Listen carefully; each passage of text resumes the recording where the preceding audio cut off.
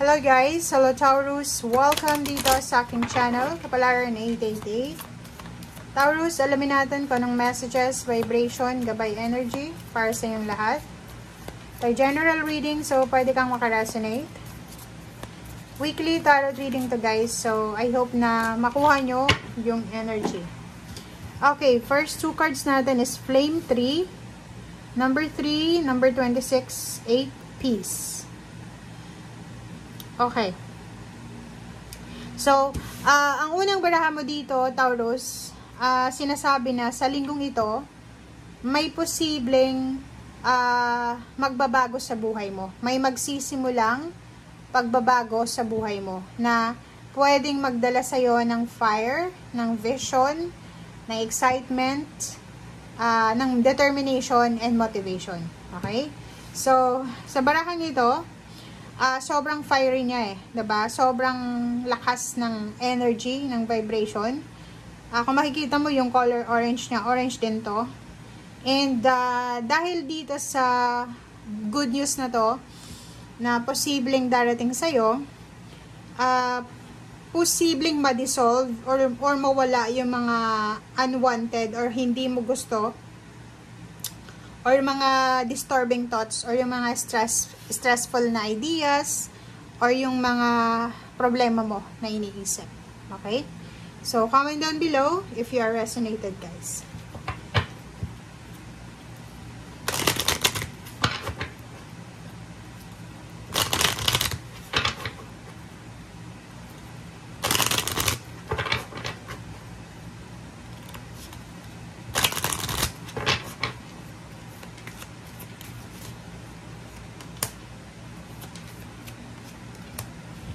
Okay, the Sun.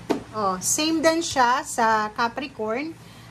Sinasabi ng baraha na siguro Taurus, may mga bagay-bagay ka siguro na minamanifest or gusto mong magkaroon ng pagbabago sa buhay mo. So, this week ay posibleng magsimula na dito yung mga pagbabago, yung manifestation. And nandito yung the Sun. Sinasabi ng barahan na kailangan mong hanapin yung balanse sa buhay mo. Siguro may mga Taurus ditong nakakaranas ng imbalances sa kanilang pamumuhay, especially relationship or financial. So, comment down below if you are resonated. So, hanapin natin yung balanse. Hanapin natin yung liwanag, yung clarity. Kung meron kang mga confusion, kung meron kang mga iniisip na negative or kung ano pa man, sinasabi ng baraha sa'yo dito na make sure na baguhin natin ito. Okay? Alisin natin. Be at peace. Yun yung sinasabi ng baraha. Mayroon din ditong mga okasyon na posibleng pinaghahandaan mo. So, nakakaramdam ka siguro ng excitement or nakakaramdam ka siguro ng sobrang saya dahil dyan sa okasyon na yan napaparating. Okay? So, mayroon ka ditong 4 of Cups and then Ace of Pentacles. So, isa sa posibleng magsimula sa buhay mo na pagbabago is yung trabaho. Pwedeng source ng income, source ng financial, source ng tangible things, earthly things. Or kung ano man to, pwedeng negosyo, unexpected money, income, or kung ano pa man. And then yung 4 of Cups, sinasabi na posibleng magkakaroon ng peace of mind yung iyong buhay sa linggong ito. Dahil dyan, pwedeng naghahanap ka ng pera or naghahanap ka ng pagkakakitaan, naghahanap ka ng mautangan or kano pa man, siguro yun ang darating sa'yo sa linggong ito. Na, syempre, pag na-resolve yung mga issues mo, yung mga pangangailangan mo, syempre, makakahinga ka ng malalim, makakapagpahinga ka kasi wala ka nang iisipin pa. Okay?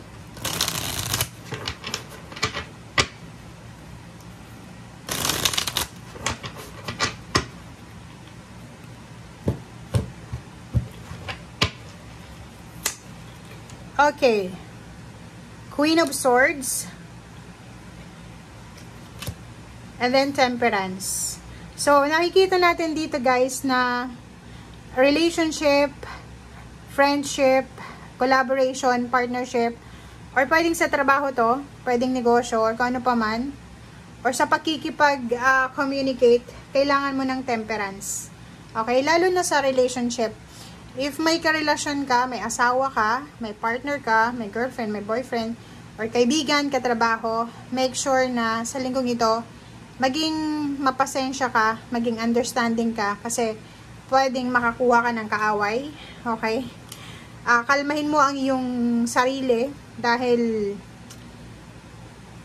talagang matitrigger siguro yung emotion mo sa linggong ito. Okay?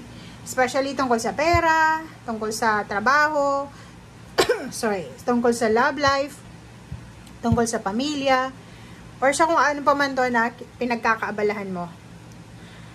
Nakikita ko sir dito na yun, namumroblema yung iba sa inyo dito. Yung iba na hindi mahanap-hanap yung solusyon sa problema nila, sobra-sobra silang namumroblema kung paano nila matatapos itong pinagdadaanan nilang problema financial or problema emosyonal. Ang King of Swords na to, tsaka Queen of Swords, is parang nagsasabi sila sa'yo na kailangan mong mag-focus. Okay? Like for example, may gusto kang maabot or may gusto kang makuha sa linggong ito. Yung mabilisan siya, 'di ba? Kailangan mong gumawa ng desisyon. Kailangan mong wag nang patagalin. Okay? Wag ka nang maghintay. Make sure na kung ano man itong gusto mo, yung minamanifest mo, like, okay, pera. Gusto mong humiram ng pera. Gusto mong makaipon ng pera in 1 week or in 2 days or in 2 weeks. Sabi ng baraha sa'yo dito, focus ka doon sa solusyon. Okay? Mag-focus ka, like, wag mong isipin na imposible yan. Kasi, possible yun eh. Kahit sabihin mo nga, wala, hindi ko kaya na makapag-ipon ng ganito, ganyan. Sabi ng baraha sa'yo dito, na wag kang mawawala ng pag-asa. Okay? Knave of Wands, be courageous. Okay? And Knight of Cups, sinasabi ng baraha na maraming mga tao sa paligid mo ang pwedeng susuporta sa'yo. Maraming mga tao sa paligid mo na pwede mong malapitan. Lalo na sa ngayon, sa panahon na kailangan mo ng pera or kailangan mo ng financial. And sinasabi ng baraha sa'yo dito na if naghahanap ka ng paraan para kumita ng pera, makaipon ng pera, or kano pa man, siguro unahin mo muna na bantayan yung pumapasok at lumalabas sa pera sa buhay mo, sa kamay mo. Kasi baka ikaw nagtitipid ka, pero yung asawa mo, yung anak mo, yung karelasyon mo, yung pamilya mo, ay sobra-sobra yung gastos nila. So, make sure, balance lang. Okay? So, thank you guys and see you again. Bye!